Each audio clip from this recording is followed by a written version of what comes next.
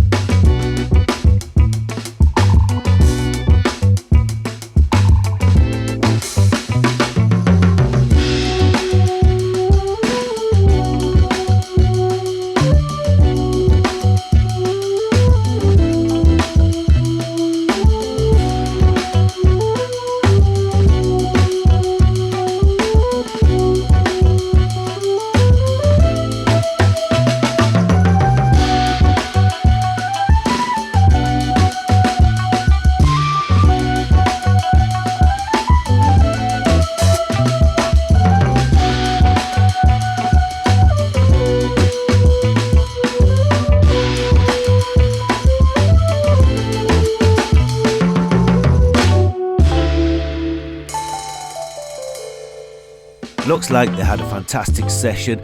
Good to see Mick on his new board. Can't wait to try that Crusade. I'd like to see what it's all about and how stable it is, maybe for downwinding in the future, but who knows.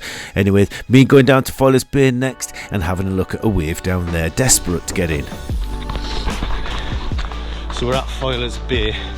It's probably 3 foot, something like that, and a 20-mile-an-hour offshore wind. It's a little bit light, but me and Grant are down. We're going to give it a go, try and get in, have a session, so I'll see you in there. Right, I got this wrong this time. I was thinking a bit like subsurfing, offshore wind and a nice big wave, you'll be able to get them no problem. But with a wing, it's not like that, because when you turn on the wave, then the wind will slow you down that much with the force of the wind hitting you and the wing, that you'll be going too slow to get onto the wave. So it's important to choose a wave where the wind is blowing across the wave as much as possible, or even on shore is probably a little bit easier, even though it flattens a wave off. You'll need a small bump to ride anyway, but the wave direction is very important. Remember that waves will refract into a bay as they come in, and they will align with the shoreline, so they'll be coming straight into the shoreline, so bear that in mind. So choose a location and a beach where the wind on that day is blowing across the wave rather than up the wave like we did, and then you'll have a lot more success. Also use the smallest wing you can get away with. So again, we have another session here where the guys are out in South Shields. I was working again, being in hospitality. Unfortunately, I missed a few of these sessions, but Mark has given me some drone footage for you to enjoy. So the wind is blowing from the northwesterly. It's probably 20 to 30 miles an hour. We're currently looking to the north here. So as the wind is blowing towards us at the moment, you will find that as you come down the wave going the opposite direction to what we're flying in here, you will be able to flag out holding that wing in your left hand, because the wind will be blowing across the wave. So enjoy this, and I'll see you guys at the end for a little bit of chat about wing foils and foil selection when trying to ride waves.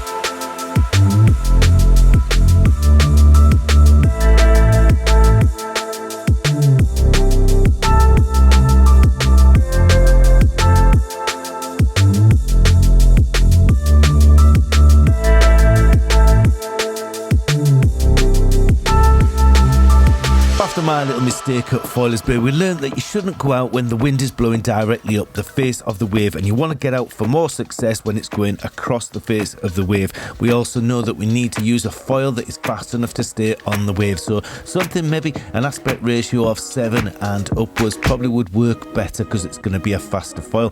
The higher aspect you go, the wider the wingspan will be, and therefore it won't be as turny reel to reel. So you've got to decide what you want, whether you want to turn more or whether you want to just glide and pump along the face of the wave. For me, I like an 8.5, but I use a short fuselage on it, and therefore it is quite good reel to reel, and the manoeuvrability is very good as well. Where we live, we have quite big tides, and it completely changes our beach. It will make the reef show on a low tide and disappear on a high tide, which will affect the way the waves work. You can see here that we have 4 tides a day, 2 low, 2 high, and this is showing the first low tide of the day at 1:55 a.m. and the height of it. This is a surf forecast, and this is showing you the actual surf. This is a bit that's breaking 8 to 12 foot on the day, and this is your primary swell, so what is out the back at 10.1 feet. It's on a 12-second period, which you can see here. This 12-second period means if you stood on the beach and a wave passes your feet, it'll be 12 seconds before the next wave passes your feet. It is important because the bigger the seconds are between the two waves, the stronger and more powerful the wave will be. It'll also be quite a bit faster as well. The small arrow next to this 12 seconds, it'll tell you the wave direction and which direction it's coming across the ocean. Although don't forget, it will refract into your bay and will become parallel to your beach because of refraction. This is showing you the wind direction, so at the top there you can see it's 9 miles an hour gusting to 15 and offshore, but by the end of the day it's onshore at 5 miles an hour gusting to 5 miles an hour. You can see the direction it's going into the bay and decide to yourself whether or not it's going to be running across the wave or whether or not it's going to be running up the wave, and therefore you can make a choice whether or not you want to go to that spot or try a different one.